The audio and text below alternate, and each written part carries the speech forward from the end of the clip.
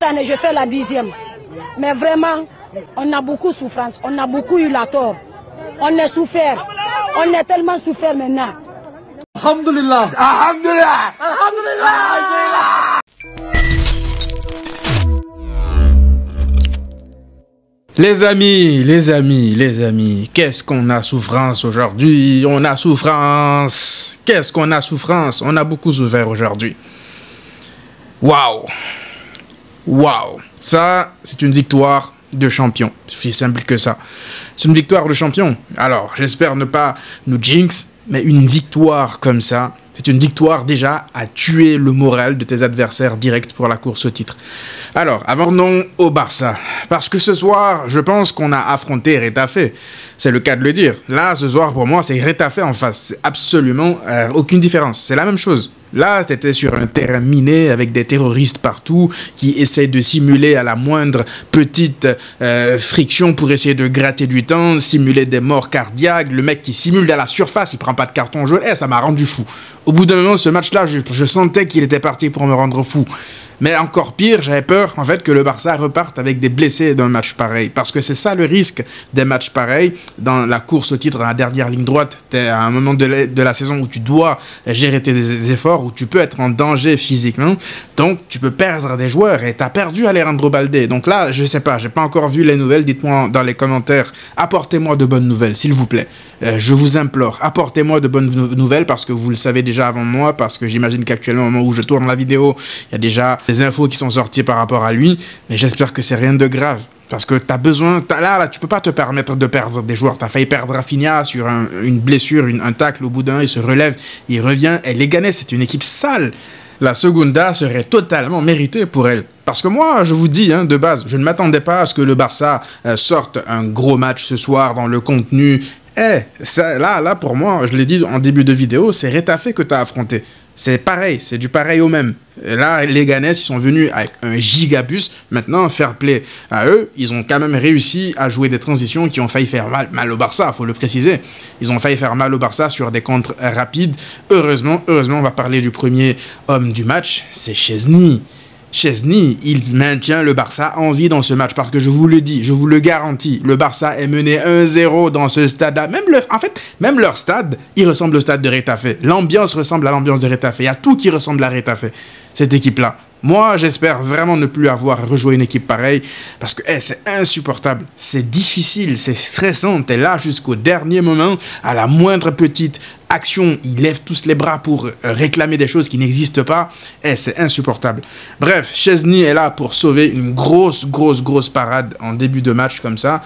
Et dès qu'il y a eu cette parade, je me suis dit, ça y est, on est parti pour une soirée très compliquée. Je me demande par où va venir le but, mais ça ne viendra certainement pas d'une action de classe, une combinaison, parce que c'est dans ce type de match aussi qu'ils essaient d'intimider Lamine Yamal. Ils essaient de lui rentrer dedans, ils essayent de faire des fautes, toujours à la limite de la faute sur lui, pour le sortir de son match.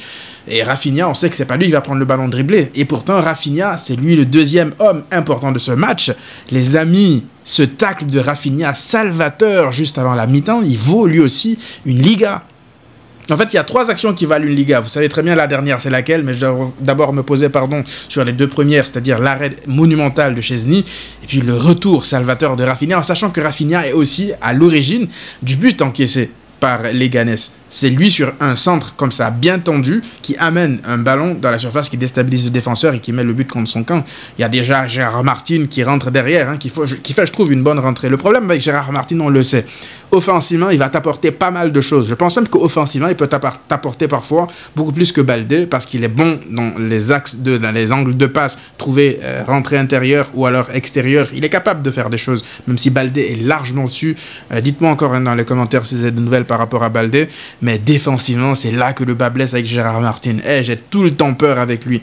Je sais pas, si cette ligne-là, Gérard Martin, dans un classico en finale de Copa, ça change la donne par rapport aux favoris ou outsiders de la finale. Offensivement, encore une fois, il pourra toujours t'apporter, mais défensivement, un mec comme Rodrigo va se régaler face à lui. J'espère ne pas avoir à l'aligner face au Real en finale de coupe, ou même potentiellement en demi-finale de Ligue des Champions, parce que les gars, ça fait peur. Offensivement, il n'y a rien à dire, il apporte des choses, mais défensivement, waouh. Ça fait peur. Bref, il y a donc Rafinha qui est décisif sur ce tacle-là, qui enlève ce but à Leganés, et aussi offensivement qui est décisif, même s'il ne fait pas un match exceptionnel hein, dans l'ensemble. Personne ne fait un match exceptionnel à part peut-être Pedri et la rentrée de Frenkie de Jong. Là aussi, Frenkie de Jong, waouh, heureusement qu'il est là. Heureusement que Frenkie de Jong est là. Vous savez, les amis, j'avais pas pour intention de tomber sur X ou Y joueur parce que je savais de toute façon que ça allait être un match ultra compliqué, un match sale, d'accord? Je savais. Donc, dans ces conditions, c'est difficile de tomber sur des joueurs. Mais il y a un joueur, honnêtement, ce soir, qui m'a énormément déçu, c'est Araujo.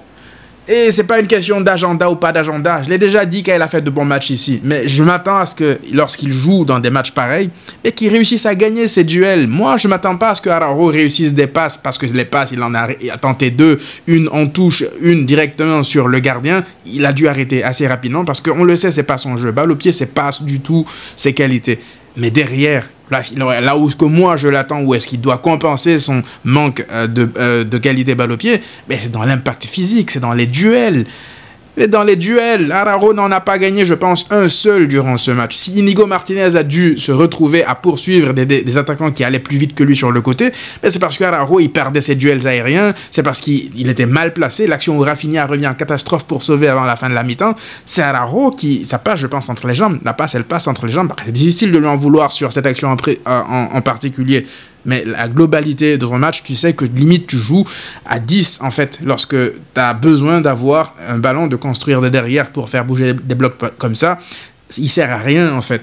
Du coup, sa sortie elle est totalement logique. Et lorsque Frenkie rentre, Eric Garcia recule, c'est tout de suite du mieux, beaucoup de mieux. La troisième action dans ce match qui vaut une Liga, c'est tout simplement ce tacle, mesdames et messieurs.